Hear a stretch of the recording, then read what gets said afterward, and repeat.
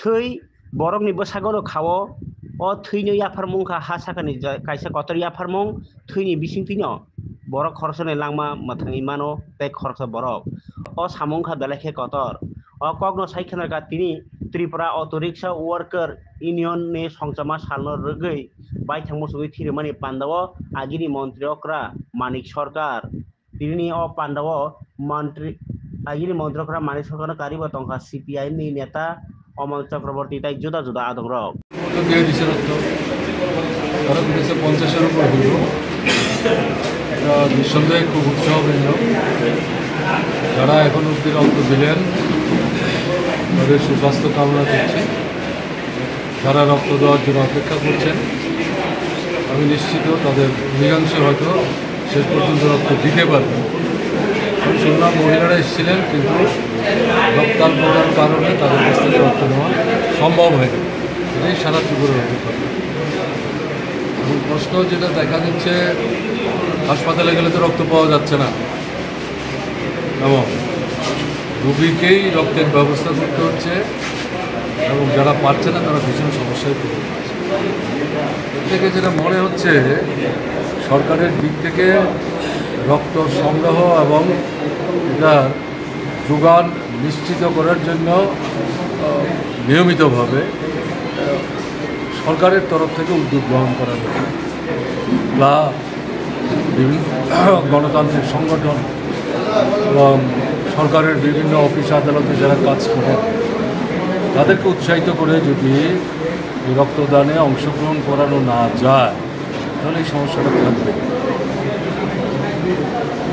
কিন্তু এখন যেটা দেখা যাচ্ছে সরকারের দিক থেকে আনুষ্ঠানিকভাবে গুরুত্ব দিয়ে এই উদ্যোগটা তেমনভাবে নেওয়া হচ্ছে, কিন্তু এটা নেওয়া হচ্ছে। সবচেয়ে বড় কথা হচ্ছে হাসপাতালগুলি তো ভালো চলছে না, স্বাস্থ্য পরিষেবা দারুণভাবে নিচের দিকে নেমে গেছে। সিনিয়র ডাক্তার জিবি হাসপাতালের অভিজ্ঞতা, তারা অধিকাংশ সরাসরিভাবে রোগীদের দেখভাল করেন এটা ঘটনা না, বরং যারা এখন MBBS কমপ্লিট করে পরের ইয়ের জন্যে মানে শিক্ষা লাভের জন্যে যখন এখানে সিনিয়রদের আন্ডারে কাজ করছে তাদের দিয়ে অধিকাংশ ক্ষেত্রে হাসপাতালগুলো চালানো হচ্ছে। এবং দেখা যাচ্ছে এরা 12 থেকে 13 ঘন্টা পর্যন্ত কাজ করছে। এরা ঠিকমতো ছুটি পায় না, এরা বিশ্রাম নিতে পারে না, এরা খাওয়া দাওয়া সংগ্রহ করতে পারে না, এদের সমস্যাকেও শুনতে চায় না। এটা অস্বাভাবিক অবস্থাতে তারা কাজ করছে। একে জুনিয়র অভিজ্ঞতা সীমাবদ্ধ, আরেকদিকে দীর্ঘ সময় কাজ, সবটা মিলিয়ে স্বাস্থ্য পরিষেবার কাজটা দারুণভাবে বিঘ্নিত হচ্ছে।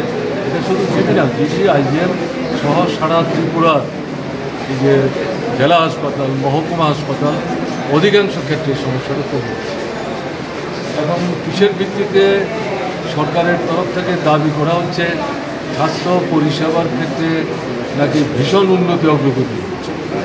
এখন বাস্তব অভিজ্ঞতা যে পত্রপত্রিকায় আমরা যা প্রতিনিয়ত দেখছি, তথ্যাদি যা বেরিয়ে আসছে, সাধারণ ডাক্তারবাবুদের যে প্রতিক্রিয়া, রোগীদের এবং তাদের পরিবারের লোকদের যে প্রতিক্রিয়া, তাতে তো সরকারের এই বক্তব্যের সাথে বাস্তবতাটা কিন্তু মিলছে না।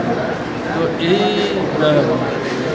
বাস্তব তথ্যের সাথে সঙ্গতিহীন বক্তব্য উপস্থিত করে, আমি অসত্য বা মিথ্যা বলছি না, যদি সরকারের নেতৃস্থানীয়রা মানুষের সামনে এই বক্তব্য উপস্থিত করেন তাহলে তো সরকার সম্পর্কে এমনিতেই ক্ষোভ আছে, বিক্ষোভ আছে, বিভ্রান্তি আরও বাড়ছে, আরও বাড়বে। আমরা যেটা বলবো এটা বন্ধ হওয়া উচিত। ডাক্তার পাস করে বসে আছে আমাদের ত্রিপুরার মেডিকেল কলেজ থেকে, নার্স পাস করে বসে আছে, স্বাস্থ্যকর্মী পাস করে বসে আছে, সবই ত্রিপুরায়। তাদের কেন নিয়োগ করা হচ্ছে? তাদের অবিলম্বে নিয়োগ করা দরকার। হাসপাতালগুলো ডাক্তারের সংখ্যা বাড়ানো দরকার, নার্সের সংখ্যা বাড়ানো দরকার, স্বাস্থ্যকর্মীর সংখ্যা বাড়ানো দরকার, এবং হাসপাতাল থেকে সরকারিভাবে সব ওষুধ দেওয়া যাবে না, আমরাও দিতে পারি, কিন্তু কিছু গুরুত্বপূর্ণ ওষুধ তো দেওয়ার ব্যবস্থা করা দরকার। এগুলো যদি করা না যায় তাহলে সরকারের অস্তিত্বের ভিত্তিটা কী? এটা তো সরকারের দায়িত্ব। একদিক থেকে আমরা দেখছি স্বাস্থ্য পরিষেবা যেমন বিঘ্নিত হচ্ছে, শিক্ষাও আক্রান্ত এবং বিপরীত এবং স্কুলে মাস্টার নাই এবং ঠিকমতো ক্লাস টাস হয় না। বাচ্চারা সকালবেলা আসছে, বাচ্চাদের নিয়ে মা বাবারা 6:30 বাজার আগেই স্কুলে চলে আসছে, কিন্তু 1-2টার বেশি ক্লাসও হচ্ছে। 10:30 11টায় তাদেরকে নিয়ে বাড়িতে ফিরছে। মা বাবাদেরও জিজ্ঞাসা করার কোনো সুযোগ থাকছে না, আজকে কি পড়ানো হলো, কি পড়েছো, কতটা কি বুঝতে পেরেছো।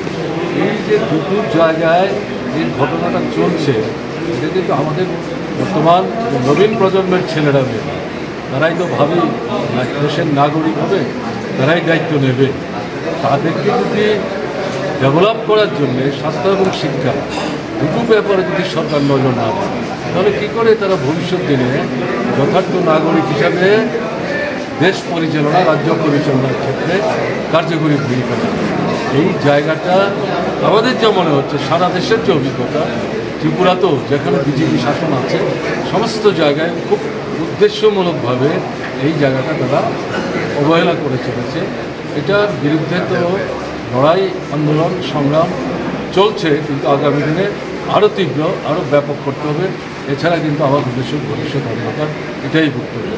আমি বলবো, আজকে যে সংগঠন তাদের রাজ্য সম্মেলনের আগে এই রক্তদান শিবিরের আয়োজন করলো, প্রত্যেক বছর তাদের রাজ্য সম্মেলন হবে না, কিন্তু তারা যাতে এই সংগঠনের উদ্যোগে প্রত্যেক বছর অন্তত একবার এরকমভাবে রক্তদান শিবিরের আয়োজন করে এবং অন্যান্যদেরকেও উৎসাহিত করে, অনুপ্রাণিত করে এই প্রয়াসটা তারা অব্যাহত রাখুক, এটাই তাদের কাছে আমাদের প্রত্যাশা।